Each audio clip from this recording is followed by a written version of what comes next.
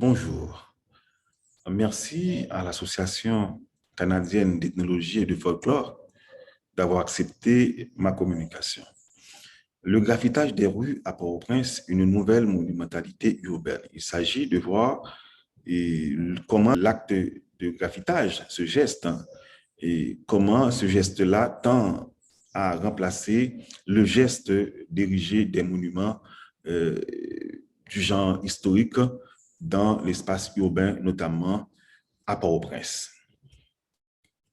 Et en termes de profil de cette intervention, sans être linéaire, et je propose de regarder les monuments historiques et graffitis dans des temporalités historiques, dans une temporalité historique plutôt révolue. Une tentative de caractérisation des graffitis haïtiens. Ensuite, les arts visuels haïtiens entre animation et hégémonie visuelle, l'imaginaire enchaîné, le graffiti sous l'emprise de l'institutionnel, le graffiti, une aide à l'inaction des pouvoirs publics. Et également, je vous propose des commentaires et analyses de 3 à 4 images. Et cette intervention, se voulant, disons plutôt, voulant se situer dans le champ de l'ethnologie urbaine, dont l'articulation aujourd'hui, pour une large part, se déploie autour du concept d'identité locale et dimension historique, fait face à des difficultés méthodologiques pour caractériser les diverses formes d'expression de graffiti qui pilulent les rues de Port-au-Prince.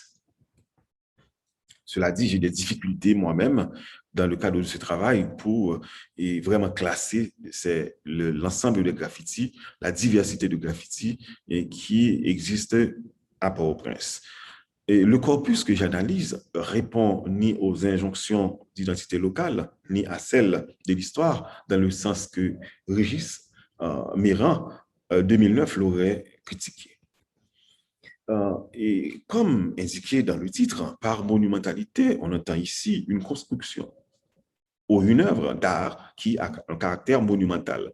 Depuis la sacralisation des anciennes villes par la Société des Nations en 1831, lors d'un congrès international à Athènes, puis l'intervention, disons plutôt puis l'invention plus tard de la notion de patrimoine urbain par Giovannoni 1998, de plus en plus de centres historiques sont élevés au rang de monuments historiques.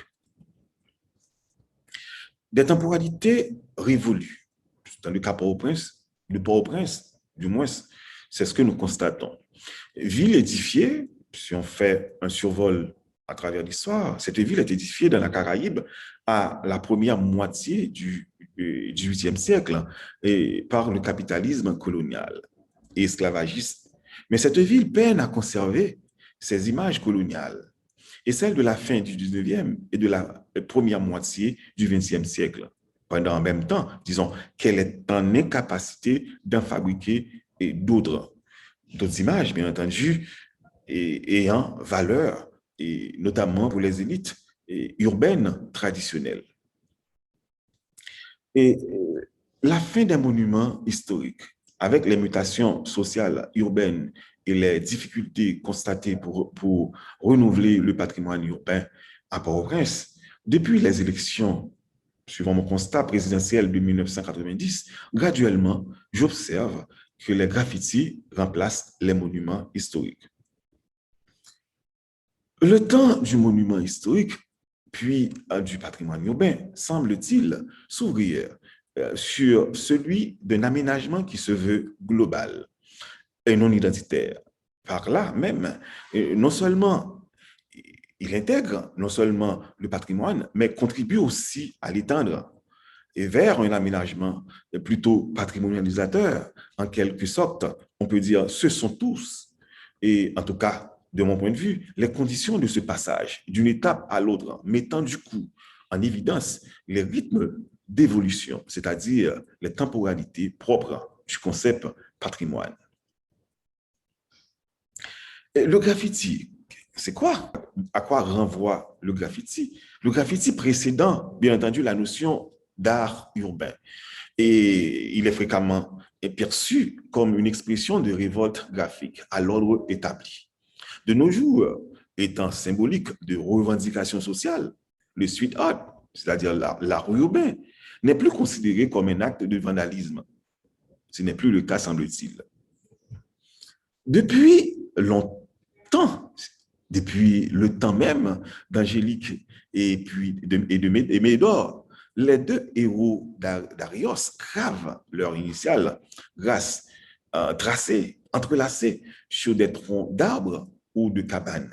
Avec l'intensification de ce geste dans les années 1970, aux États-Unis puis en Europe en 1980, le graffitage finit par prendre une dimension plutôt planétaire.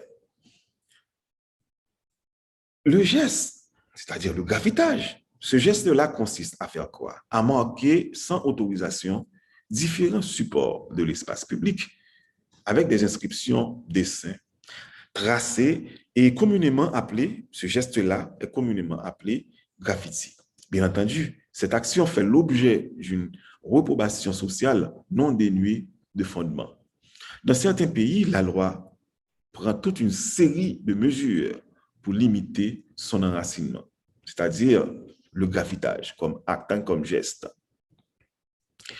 Si nous nous posons une question, comment l'art urbain, également appelé street art, regroupant les artistes en deux revues qui utilisent la bombe aérosol, l'affiche, le sticker du pochoir, mais aussi la peinture et les installations dans l'espace urbain aident à défaire les modes visuels hégémoniques de la ville postcoloniale pour explorer d'autres modalités graphiques plus éphémères. La photo recomposée ici et présente justement les modes de bâtiments et d'édifices et qui ne renvoient pas nécessairement au traditionnel haïtien en termes d'imaginaire et d'habitat, dans le sens d'habitat traditionnel, que ce soit en milieu, en zone favorisée et zone défavorisée. Donc, ce que nous regardons là, qui est peint sur le mur et contre le mur, et ne répond pas à ces injonctions-là. Et à bien les observer, l'iconique et le symbolique à Port-au-Prince. Et les graffitis sont divers pour éviter de confondre les mobiles de chacun et de chaque type de graffiti. Je propose une caractérisation des plus fréquents. Ils sont regroupés ici en deux grandes catégories. Ce sont le graffiti politique et le graffiti institutionnel. Ce dernier est ici décliné comme suit. Et ce tableau nous présente, et ce tableau, disons plutôt ce visuel nous présente finalement une répartition du graffiti institutionnel décliné en graffiti commémoratif, en graffiti commercial, social, en graffiti artistique. Alors que le graffiti politique répond plutôt à d'autres préoccupations. Et toujours cette tentative de caractériser les graffitis haïtiens, notamment à Port-au-Prince, je désigne par graffiti politique et cette formule binaire et subversive qu'on applique sur des supports publics, puis, disons, publics, comme des murs, comme des stèles, pylônes, trottoirs, etc. Il fait injonction aux récepteurs à prendre position, à attaquer, à dénoncer, à contester une situation quelconque. Ce geste graphique est souvent rattaché à un mouvement politique et une communauté, hein, et plutôt, on peut dire également une base, un gang, une idéologie quelconque. Le graffiti, alors, institutionnel, est comme un plat, est commandé. Sa figuration peut être artistique, et elle est peut-être également commerciale, et sociale ou commémorative. Et le plus souvent, l'offre est plutôt présente une intention artistique, mais en même temps, cette offre-là répond plutôt à cette dette institutionnelle. Justifier ou non au nom de l'embellissement urbain, tel est le prétexte généralement mis en avant, et le graffiti institutionnel répond souvent à d'autres objectifs. C'est-à-dire, il répond à ce qu'on pourrait appeler, il résulterait à ce qu'on pourrait appeler une appropriation institutionnelle de la contestation, tenant compte que l'art urbain, le street art, et que, est, est bien collé à cet objectif, à cette posture, c'est-à-dire de contestation. Sans être nostalgique de la visualité dans la ville, mourante, notamment à Port-au-Prince, et cette ville en difficulté, c'est-à-dire, disons, qui est en train d'expérimenter son périssement, et sans être nostalgique de cette visualité mourante et de son idéologie conservatrice, ce propos insiste davantage sur le graffiti institutionnel dans le sens d'une œuvre, c'est-à-dire d'un geste commandé à des fins de communication et plutôt publique. En termes de commentaires, si on peut dire, et à bien regarder l'image qui se trouve sous nos yeux, et cette image-là nous dit des choses qu'il faudra tenter d'analyser. En effet, à bien lire cette image numéro 6, on voit en tout équilibre une femme bien réelle poursuivant sa route vers un non-lieu tenant compte, moi, de mon lieu étant, je ne sais pas exactement où se dirigeait cette madame. Alors que la femme peinte dans l'image laisse entrevoir plutôt un air satisfait. Et fermant ses yeux sur la ville et ses riverains, elle semble ne pas être concernée du périssement urbain qu'il a inventé et imposé dans le champ visuel des usagers de la rue de la rue Elroi. Et pour l'autre image, et discutant, bien entendu, avec des amis, des collègues, des intéressés du graffitage, et ces participants suggèrent de faire une analyse, d'une part, le graffiti en tant que tel, le geste graphique, mais en même temps de regarder la photo qui est prise. On dirait d'une certaine manière que la dernière, c'est-à-dire la photo, dénonce le geste graphique.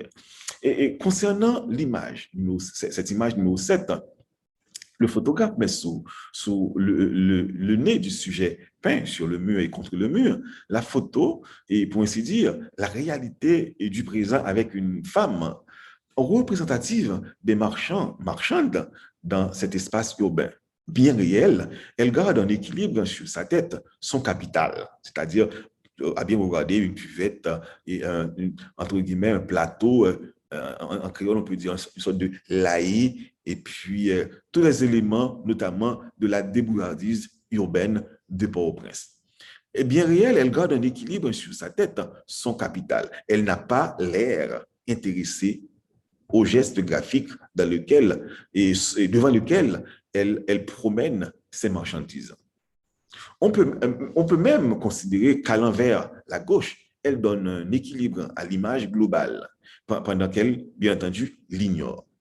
En effet, on ne peut pas s'empêcher de voir la critique d'un déni d'une réalité socio-économique de la majorité de la population. En fait, on peut dire jusqu'ici, et c'est une curiosité, pour ne pas dire un paradoxe, et quand on sait que le street art, par principe, est plus dans une posture dénonciatrice, portée par les contestataires de l'ordre bourgeois établi, que celle d'ignorer le sujet qui lui donne sens. Dans le cas ici, au regard de cette dame par rapport au regard du monsieur peint sur le mur, et que justement ce déni, ce double déni est là. C'est celui de la dame et celui de cette marchande et qui passant et finalement devant ce graffiti et le regard du monsieur qui tend vers un ailleurs, vers plutôt un autre cadre qui n'a rien à voir avec celui de madame sous ses yeux. Je vous en remercie.